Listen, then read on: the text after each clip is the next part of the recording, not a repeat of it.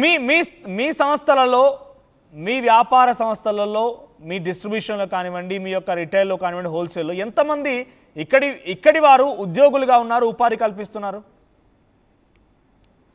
Telangana sir Marwadi నుంచి అందరు రారు, ఎవరికి ఆడ పాపం దిక్కులేని వాళ్ళు వేరే రాష్ట్రానికి వచ్చి కష్టపడి పని చేస్తారు.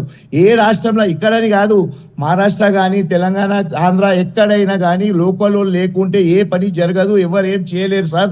70% ఇప్పుడు నా ఆఫీస్ దే మీకు ఎగ్జాంపుల్ ఇచ్చిన, మీరు రండి చూడండి, out of 15 members 12 members are Telangana people only. మాకు ఎప్పుడు ఇట్లాంటి ఇబ్బంది, మేము ఇప్పుడు కూడా దండం పెడుతున్నాం సార్.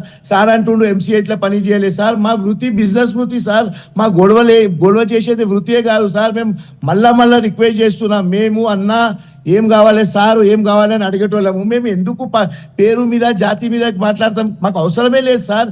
మాకు పాలిటికల్ ఇప్పుడు ఇందాక ప్రాంతం కూడా మాట్లాడుకొచ్చారు మీరు, అది తప్పేమో నేను ఎగ్జాంపుల్ ఇచ్చిన సార్.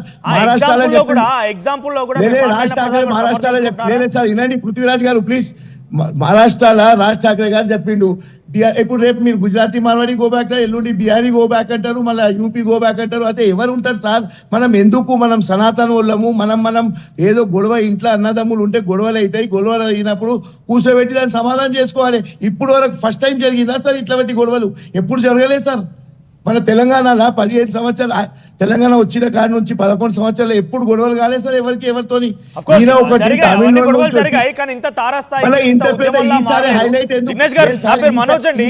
పేరు మనోజ్, నేను మాట్లాడుతున్నాను. ఏమంటున్నానంటే, మీరు ఇందాక ప్రాంతాల గురించి మాట్లాడిన దాన్ని మీరు సమర్థించుకుంటున్నారా? సమర్శించలేను. నేను ఏమంటున్నా సార్, కంపారిజన్ టు ఒక్కొక్క స్టేట్ ని బట్టి ఉంటది సార్. ఇప్పుడు ఆంధ్రాని చూస్తే తెలంగాణలో వేరే తీరు ఉంటది, ఆంధ్ర వేరే తీరు ఉంటుంది, గుజరాత్ వేరే తీరు ఉంటుంది, మార్వాడి వేరే తీరు ఉంటుంది సార్. దాన్ని మేము కులం దాని పర్టికులర్ గా చెప్పాలని చెప్తా. ఒక ఎగ్జాంపుల్ చెప్తున్నా, మన తెలంగాణలో సమర్థించుకుంటున్నారా? సమర్శిస్తే నేను ఏమంటున్నా సార్, మళ్ళా అదే నేను అంటున్నా ఏంటంటే, ఎవరు రాష్ట్రాన్ని బట్టి మనిషిని కులంని బట్టి, ఇప్పుడు గుజరాతీ ఉంటారు, మంగళ అయినా ఉంటారు, మంగళ పని చేస్తారు, ఐరన్ చేసేట ఆయన ఐరన్ పని చేస్తారు. ఇప్పుడు మేమే తెలంగాణను ఇక్కడ పుట్టి పెరిగినాం, ఇంత మంచిగా తెలుగు మాట్లాడుతాం. మా అన్న పృథ్వీరాజ్ అన్న మాట్లాడతారా గుజరాతీలా, మార్వాడీలా మాట్లాడతారా? మేము నేర్చుకున్నాము, అది మాకు బతకాలని ఉంది కాబట్టి మేము అందరితో ఇంత గుజరాతీ వ్యాపారం కోసం కూడా అది మీ అవసరం సార్. మా కర్మపురి అవసరం లేదు. దునియాలో ఎక్కడైనా బతకొచ్చు. కొంతమంది తెలంగాణలో ఉంటారు, కొంతమంది ఆంధ్రాలో ఉంటారు, కొంతమంది మహారాష్ట్రలో ఉంటారు. తప్పలేదు, ఐ అప్రిషియేట్ యు సార్. అన్న ఇదే వెస్ట్ బెంగాల్ అన్నకు పృథ్వీరాజ్ అన్నకు ఒక్కసారి తెలుసుకోమని చెప్పు. బెంగాల్ జ్యోతి బాసు గారు ఇట్లనే అన్నారు, మార్వాడి గో బ్యాక్ అంటే మార్వాడీలు ఒక్కటే మాట చెప్పిను. సరే ముఖ్యమంత్రి గారు మీరు చెప్తున్నారు కదా, మా ఉన్న ఆస్తిలో 78% ఇచ్చేయండి ఇప్పుడే, మాకు ఒక్క వారంలో మేము బెంగాల్ వదిలేసి వెళ్ళిపోతామంటే విదిన్ 24 hours ఆయన సమాప్తం చెప్పిండు. ఎవరు? ముఖ్యమంత్రి గారు. అవును ఇట్లా మాట్లాడవద్దు. పృథ్వీరాజ్ క్వశ్చన్ చేశారు కాబట్టి ఆయన సమాధానం చెప్తారు. పృథ్వీరాజ్ గారు, అర్థమైనా మీకు? బెంగాల్లో ముఖ్యమంత్రి ఒకప్పుడు ఇట్లా చెప్తే 75% ఆస్తులు ఇచ్చామంటే వెళ్ళిపోతామన్నారంట. ఈ ఆస్తులు ఎవరి అసలు ఫస్ట్? ఆ ఆస్తులు ఎవరి చెమట రక్తం? ఆయన గుజరాత్ లో సంపాదించిన ఆస్తుల, తెలంగాణ ప్రజల చేతిలో సంపాదించిన ఆస్తులు అవన్నీ. వీళ్ళు మొత్తం ఏ దుకాణంలో పోయినా ఎక్కడ పోయినా కానీ అసలు బిల్లులు అనేటి వీళ్ళు గవర్నమెంట్ కే ఎగ్గొడుతున్నారు. వీళ్ళు బిల్లులు ఉండయి. చిన్న వ్యాపారులు అయితే సవాలే లేదు, అన్ని హిందీలో రాస్తున్నారు. మీకు ఎన్ని కావాలో దుకాణాలు మీరు పంపించండి, కెమెరా ఇప్పుడు పంపిస్తారా? రెండు గంటలు ఇక్కడ మేధావుల మీటింగ్ ప్రెస్ క్లబ్ లో ఉంది, నేను ఇడున్నా. దీని తర్వాత ఆర్టీఓలు వస్తారా? పోదాం, ఎన్ని దుకాణాలు తిరుగుతామో చూద్దాం, ఎంత జనంతో మాట్లాడతారో మాట్లాడదాం. ఆయన మాట్లాడుకుంటా ఫస్ట్ ఆయన ఏంటంటే జాతి గురించి అవి మాట్లాడుతున్నారు కదా, జాతి కన్నా ఎక్కువ తెలంగాణ ప్రజలను, తెలంగాణ అని మాట్లాడుకుంటూ మాట్లాడిండు ఆయనే. ఆ గుజరాత్ మార్వాడి అధ్యక్షుడు ఫస్ట్ ఆయన ఫస్ట్ ఏంటంటే, ఇప్పుడు అది జనం అయితే చూస్తున్నారు, మాకేం సంబంధం లేదు, మేము హింస సైడ్ పోం అనుకుంటేనే మేము గాజులు వేసుకోలేదని కూడా మాట్లాడిండు. అసలు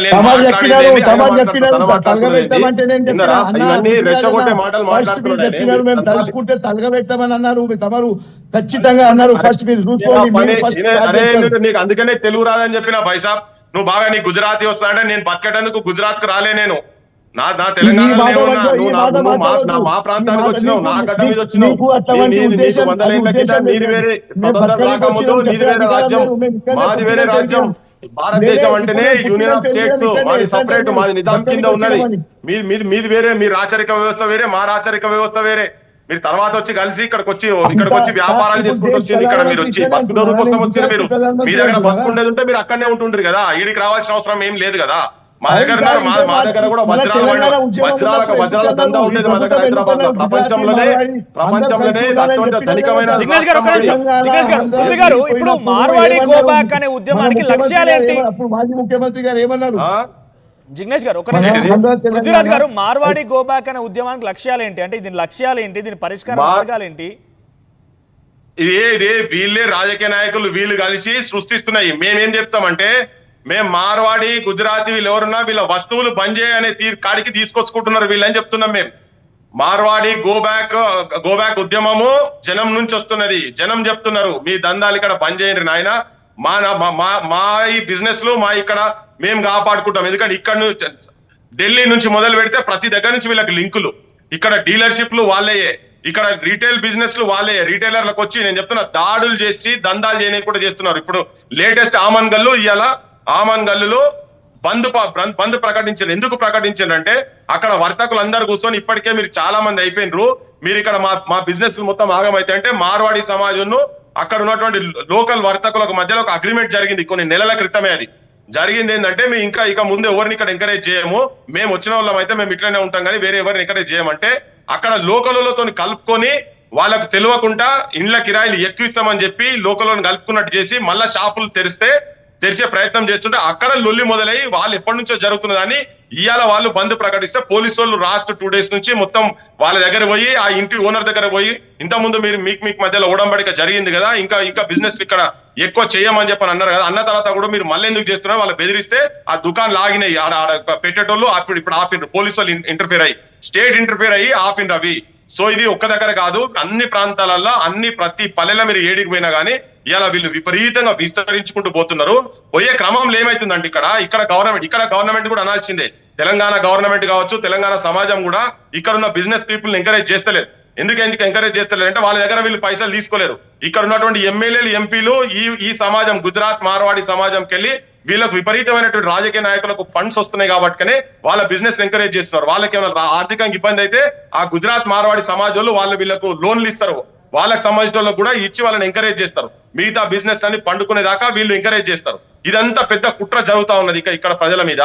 సో ఇది తెలంగాణ జనం కూడా ఇక్కడ తినుకుంటూ కూడా పల్లెంలో మన్నువోసుడు కాకుండా మనని ఇంత ఘోరంగా అవమానించుడు అంటే, ఇక్కడ నుంచి ప్రధానమంత్రి అయిన పివి నరసింహారావు సొంటల కాడికెళ్ళి వీళ్ళు అవమానం చేస్తున్నారు. తెలంగాణలో అంటేనే సక్సెస్ఫుల్ ప్రైమ్ మినిస్టర్ భారతదేశానికి 10 సంవత్సరాలు కూర్చొని పనిచేసిండు. ఆయన ఎన్నో రిఫార్మ్స్ తీసుకొచ్చిండు. ఓపెన్ స్కై పాలసీస్ కూడా ఆయన ద్వారానే వచ్చినాయి.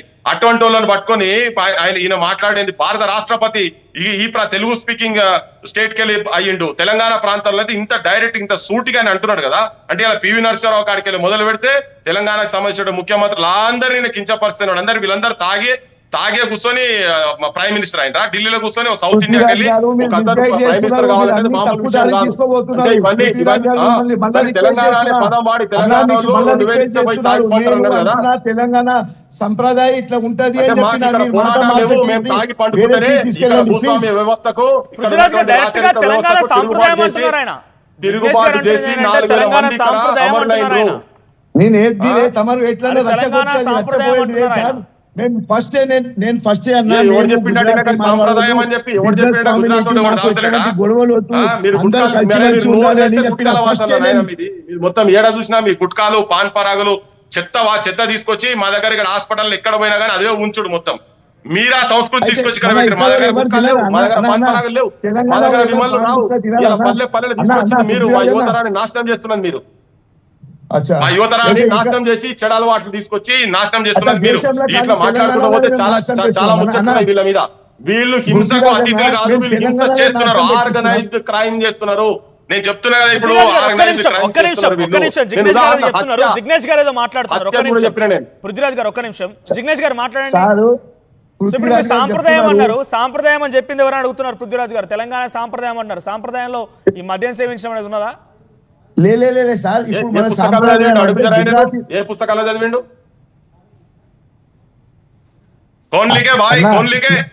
జినేష్ तेलंगाना గారు का చెప్పండి. पीने का सांप्रदाय है बोल के कौन लिखे?